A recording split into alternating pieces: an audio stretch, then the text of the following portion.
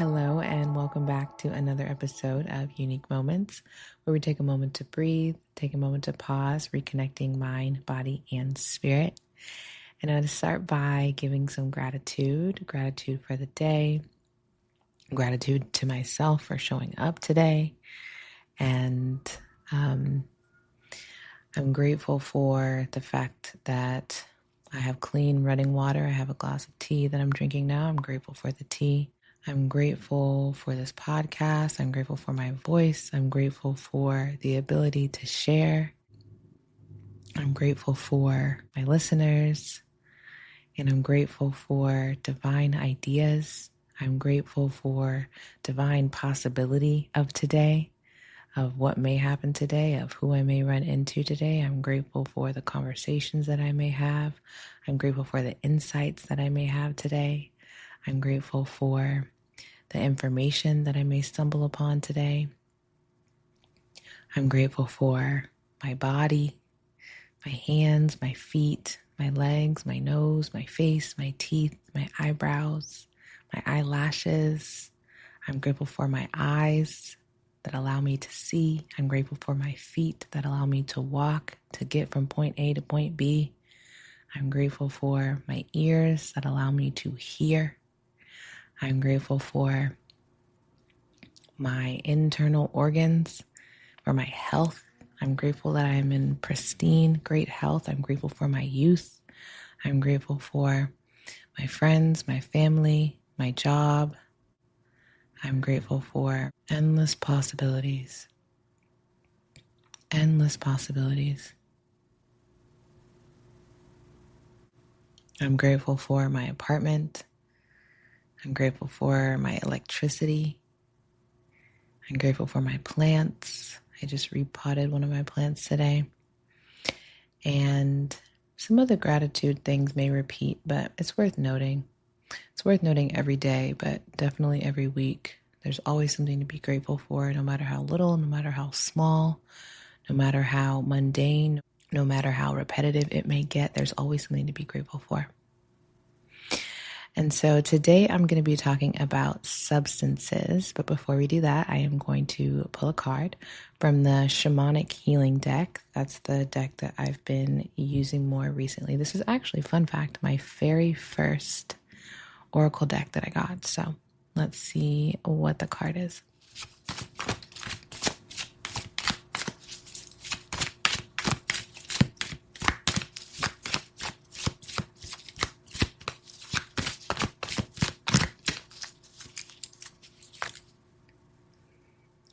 So we got Omens. Omens. I'm going to read the card. And on the bottom of the deck, it's divine timing.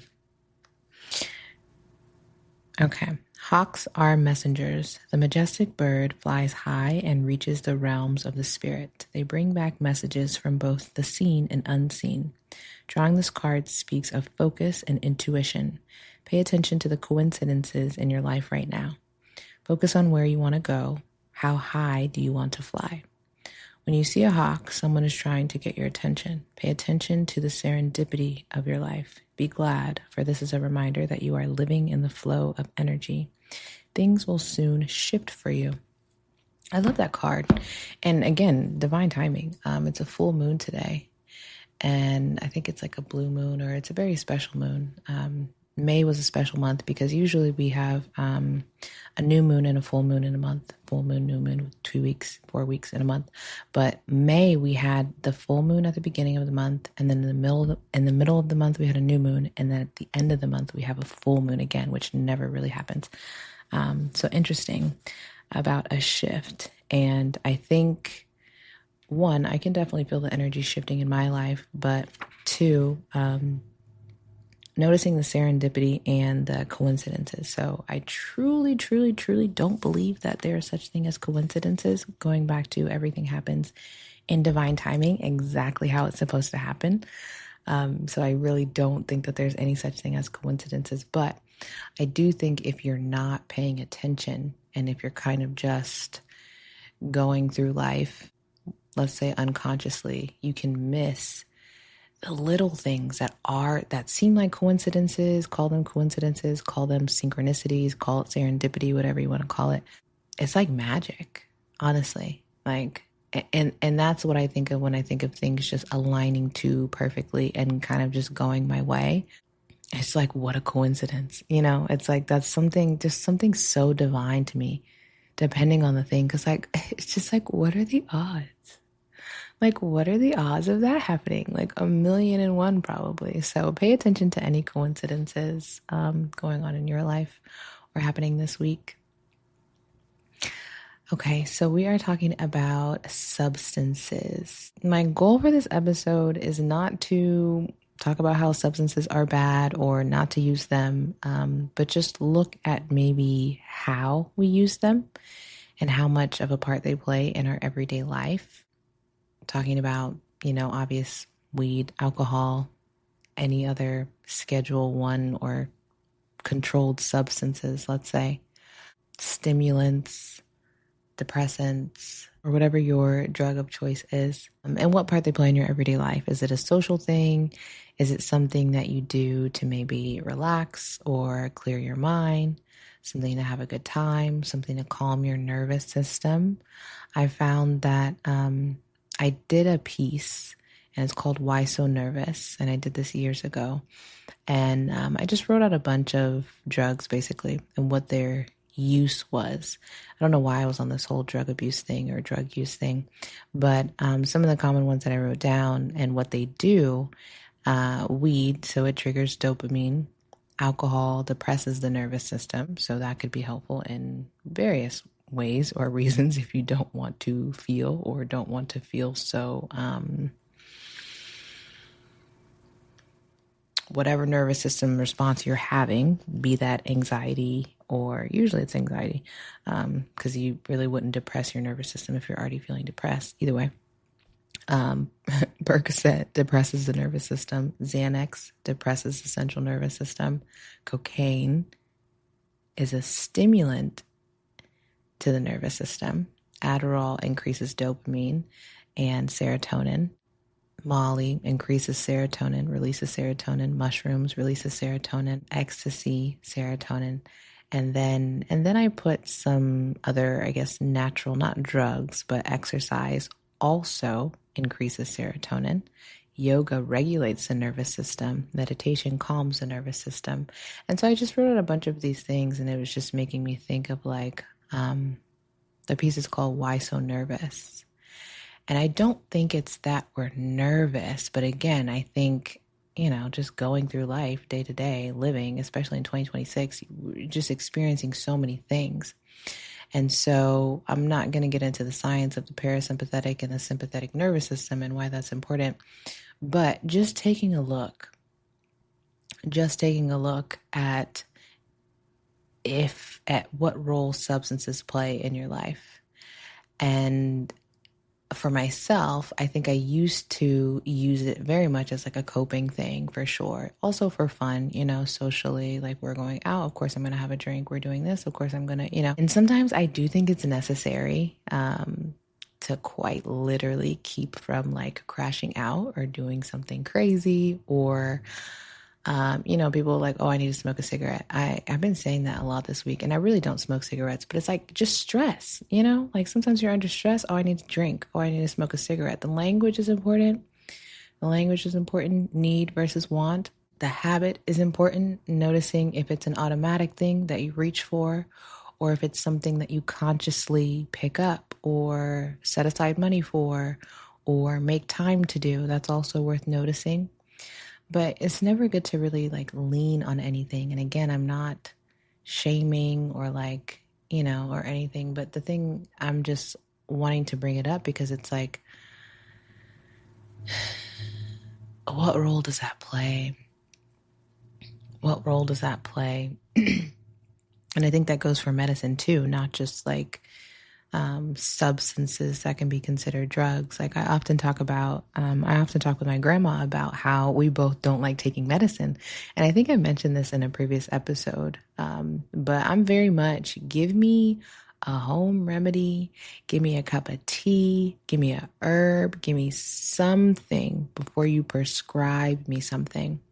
And that's no shade to any doctor or anyone who takes medicine or medicine in itself, but it's just not what I prefer. And I think that's the case because, like, one, I think there's one side of it where, this is not to sound offensive at all, I understand the role that medications play, and I understand the role of medicine. And to make that very clear as a disclaimer, there's nothing, I'm not saying to do something over something else. This is just for education and entertainment purposes only. But it's just not what I prefer. And I think there's one hand where you're taking so many things to be normal, quite literally, whether you take antidepressants or maybe ADHD medication or maybe weight loss medication or diabetic medication, these things that you need to take so that your body can function in a regular or normal way that it's meant to function. Maybe your body, maybe it's your brain, maybe you need to balance your brain chemicals because you're not getting enough of, let's say, dopamine, or you're not getting enough of serotonin. And so you have to is a strong choice of words, but so you supplement instead of naturally getting the serotonin or dopamine or norepinephrine or whatever chemical you're missing or trying to induce from said substance or prescription drug, you're getting it synthetically. And it still works the same way. And again, I'm not a doctor, but these are just my thoughts.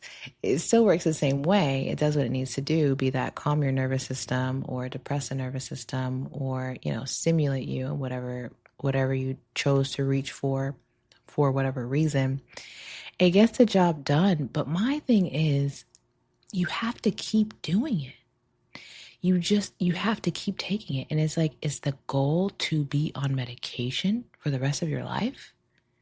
And obviously, if that's your normal, you're not thinking about it like that, like, oh, I have to take a pill to be normal, to function for the rest of my life. It's not a conscious thought that you're putting together, but think about that.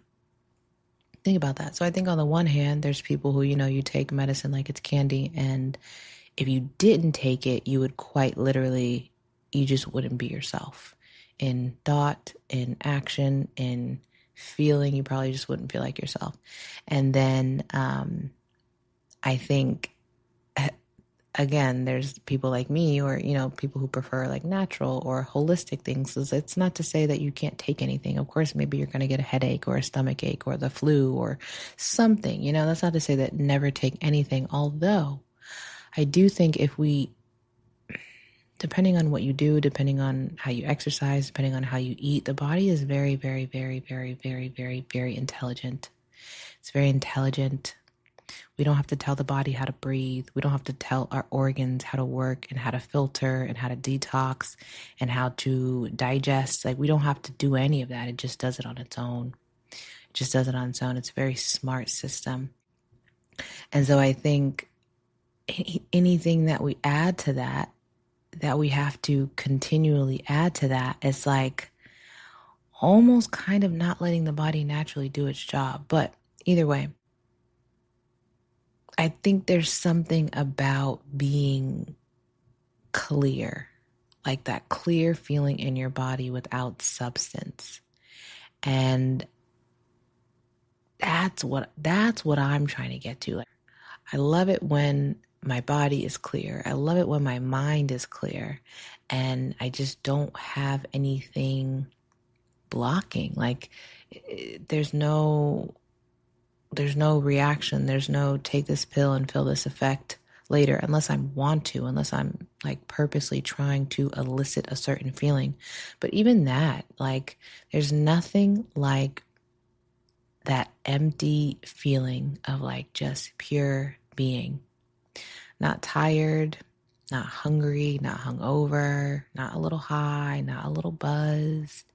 Just like a clear feeling free of substance. And we could call it sobriety, but I think sobriety kind of has like a negative connotation sometimes, like something that you like are forced to do or something that you have to do, when really it's a privilege, when really it's our natural state, when really it's nice to just be content with just being, with nothing added, with not needing a sip of something, without needing a smoke of something or anything. And again, the substances in themselves aren't bad. I love a good joint. My drink of choice is champagne, but all in moderation. And all in moderation, but it's like, obviously, live your life. If that's what you want to do, that's what you want to do. But I think to get into the like mental aspect of it is the why. Like, why do we need these things or feel like we need these things? And why do we do these things or choose to do these things? Is it enhancing? Is it making better? Is it just curiosity? Is it for fun? And the reasons are the reasons. But I think that's just worth looking into. I think that is really worth looking into. And again, I don't know if everyone is meant to live just like a sober life free of substance. Like, it's nice to enhance whatever experience you're having and having a good time, especially if like, you're doing what you got to do. All of your responsibilities are handled. Why would you not enhance life in this way? Why would you not do whatever your substance of choice is? It's not a bad thing. It's not about good and bad. It's just about like, okay, what does that do for the body? Because me personally, I hate being hungover, like capital H.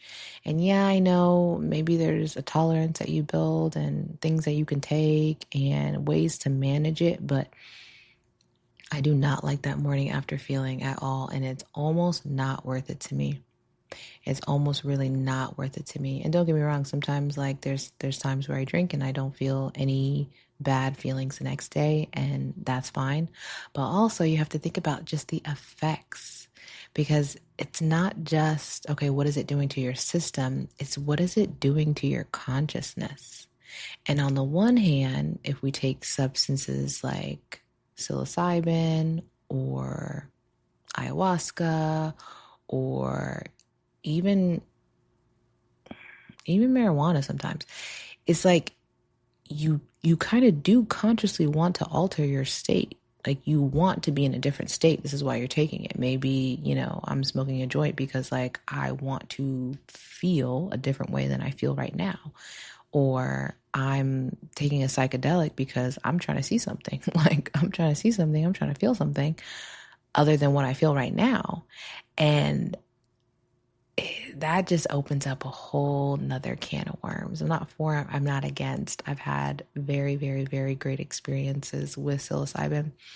I don't know if it's for everyone, but I do think there's something to say if you're doing it consciously and if you're doing it intentionally. And that's with everything, even alcohol. It alters your state of consciousness. It alters your mind. There's a reason why you feel more courageous, or your defenses are down, or you would say things that you wouldn't normally say when you're a little tipsy, or you would do things that you wouldn't normally do when you're a little buzzed, And sometimes that can be very wonderful to enhance your confidence, and it kind of puts you in like a positive altered state.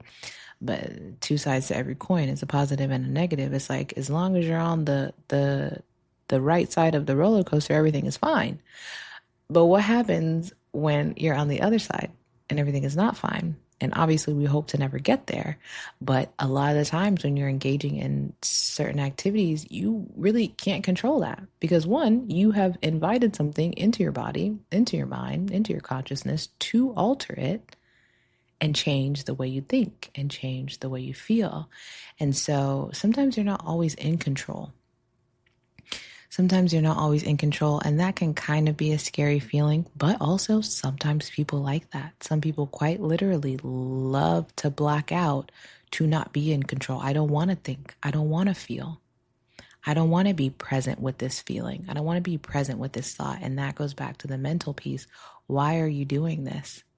And I realize everyone doesn't always want to go into a self-reflection or introspective way of, obviously these things are to enjoy. Like, I want to go to dinner, I want to have a drink, I want to go out, I want to do whatever. And that's fine. But I think to say that it's not affecting you, or to not consider the effects, I think is almost a little bit irresponsible. Almost a little bit irresponsible, unless, I think it is a little bit irresponsible. Even if it's just a good thing, analyzing like, okay, yeah, like I noticed that like I like to like take edibles and get really, really high and be out of my mind, and quite literally out of my thinking mind, and just relax and just put on some music and just feel and just vibe. And maybe we don't have to question it to death of why you like to do that. That's not what I'm saying. But I think analyzing and just kind of taking a look, not even scrutinizing, but just taking a look of like, okay, out of the week, out of the month, out of the year, how often am I in my body? How often am I soberly in my body, consciously in my body? Do I like that feeling? Do I not like that feeling? Do I intentionally try to do things or add things to get me out of body or out of mind? And again, not good or bad, but just noticing. Because I think ultimately the goal is feeling at ease in the body, is feeling at ease, putting the nervous system at ease, calming, relaxing. But it's like, again, two sides of every coin, because ironically, most of the substances that are taken to ease the body can lead to dis-ease in the body if taken for an extended period of time, which is why it's always good to take a look before it's too late, before you're in the hospital, before you get the DUI, before you have to go to AA. Like, it's like, I think often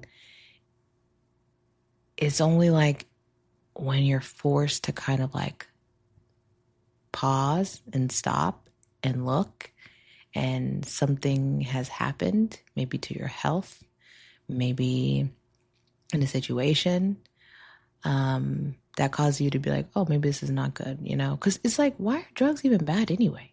Like that's a rhetorical question, but I was looking at the Schedule 1 drugs, and one, it's interesting to me how something that used to be recreational is just all of a sudden not. Like someone just decided, yeah, no, that's not what we're going to do. Why is that? And why is that? And again, I don't have the answers, but I'm thinking, why is that? At one point, this was permissible, and now it's not. The drug didn't change. Maybe it has. That's arguably so. A lot of these things have been altered, and a lot of these things are not pure. And again, that's another thing. That's another thing, a whole nother conversation. But it can't be all bad. It can't be all bad if these things were once permitted to be used recreationally. And there's a lot to say about that, but that's a different conversation for another day. But I just think it's interesting. And I think people who do substances and people who don't probably live very different lives. Probably live very different lives. And to each his own. Whatever works for you works for you. And it's not for everybody, but I think it's interesting in how we go about it and how we decide, what we're okay with and what we're not okay with. Some people hate being drunk. Some people hate being high. Some people, hate being in a different state of consciousness, or some people love it. Some people would love to live like that all day long, all day long. It's so interesting. It's so interesting. And I just invite you to think about the role that substances play in your own life.